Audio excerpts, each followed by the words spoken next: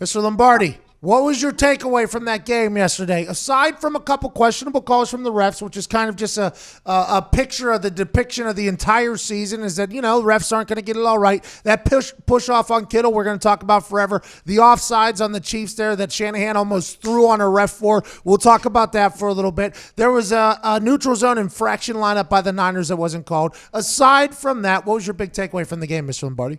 Well, I think add other thing is my one takeaway that affects Barry Anderson, the umpire. I didn't realize he was going to take the day off because, Barry Anderson is the umpire. He's in charge of call holding. And if you were to tell me, and I said this on my podcast, I didn't get a chance to talk to you last week, but I said it. If they're not going to call holding on the Chiefs in this game, the Chiefs can't block them. And if this game is going to go the entire time, I said Kyle Shanahan should go to the referees and say, hey, if you're not going to call holding in this game, just give them the trophy right now. Give them the trophy right now. That was something. 42 passes. They don't get. Barry Anderson doesn't call one holding penalty the whole game. Nobody gets called for holding. It's just, it's remarkable to me. When we spent a summer, Pat, all of August, how many holding calls did we get? 1 billion. All the preseason was holding, right? That's all we got.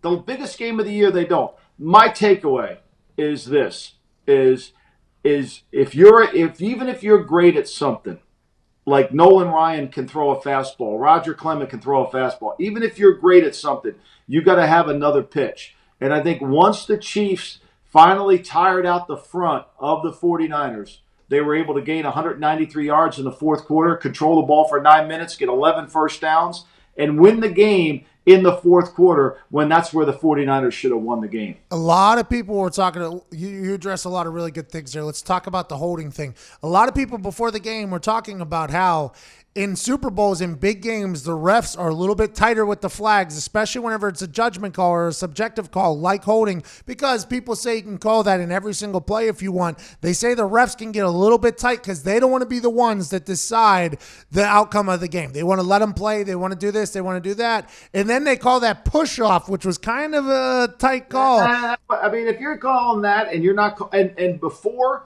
D4, when Holmes got hit on the goal line and the ball came out, D Ford's held. He can't even get off the block.